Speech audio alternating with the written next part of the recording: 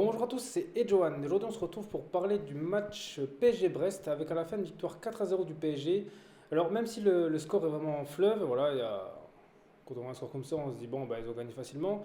En vrai, le match n'était pas si évident que ça, surtout en première mi-temps, parce qu'en première mi-temps, Reims, justement, ils ont tenté de jouer, ils ont eu quelques mêmes occasions, voilà, ils ont peut-être failli marquer, heureusement qu'il y avait Navas qui était là.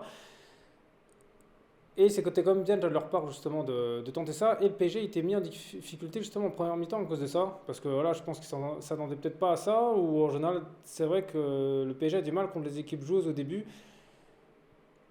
Et à cause de ça, justement, ils ont eu vraiment du mal en première mi-temps. Ils ont eu comme des petites occasions, ils ont été dangereux, mais ça a été compliqué jusqu'à l'ouverture du score par Marco Verratti. Oui, ça avait Marco Verratti qui a marqué, ça faisait 4 ans qu'il n'avait pas mis de but en Liga. Voilà, c'est bien pour lui, honnêtement, qu'il marque. Parce que voilà, c'est un joueur qui, je pense, qu'il pourrait marquer beaucoup plus de buts, mais malheureusement, il ne tente pas sa chance. Voilà, donc franchement, c'était top, c'est une belle frappe en plus. Donc jusqu'à là, ça a été compliqué pour le PSG. Ensuite, ça a été la deuxième mi-temps. Voilà, il n'y a pas eu trop de choses à dire sur la première mi-temps. Et la deuxième mi-temps, là, c'était vraiment totalement différent. Le PSG a vraiment dominé. Reims existait quasi plus. Et là, ils vont réussir à marquer justement trois autres buts. Donc notamment un doublé de Verratti. Après, je ne sais pas si le but sera validé, étant donné que sa frappe a été détournée par un joueur adverse. Donc voilà, ça on verra.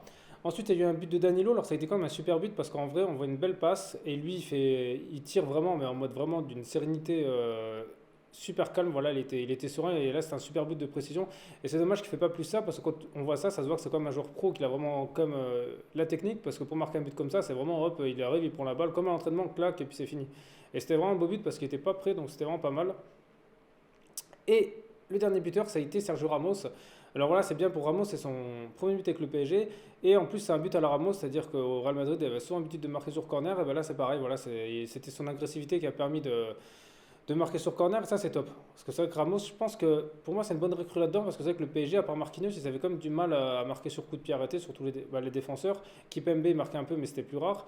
Donc c'est vrai que Ramos, il va un peu leur apporter ce que Thiago Silva a apporté. Et je pense que ça va vraiment leur faire du bien sur les coups de pied arrêtés d'avoir un autre défenseur qui est capable de marquer parce que c'est vrai que c'est quand même quelque chose d'important dans le football moderne.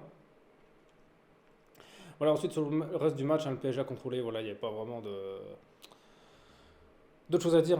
Voilà, les adversaires, ils ont quasi rien fait, ils n'ont pas eu d'occasion, donc c'est vrai que c'était quand même un match assez tranquille pour le PSG. Donc voilà, mais je pense que c'est le genre de match qui est pas mal pour leur remettre en confiance. Après, c'est juste dommage qu'ils n'ont pas fait ça dès le début parce que c'est vrai qu'en première mi-temps, on n'était pas sûr qu'ils allaient gagner.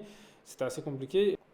Donc justement, ça aurait été peut-être bien pour les prochains matchs d'essayer de se mettre à l'abri plus tôt parce que là, vous voyez, une équipe comme ça, et admettons, il marque un but, deux buts, voilà, ça peut arriver vite et là, après, c'est plus compliqué à remonter parce qu'après, il joue vraiment en défense et là, c'est en galère. Alors que. Et aussi, et aussi à noter le retour de Messi. Alors Messi, il a quand même fait comme des dribbles, voilà, il est comme revenu là. On l'a un peu plus vu justement que dans ses précédents.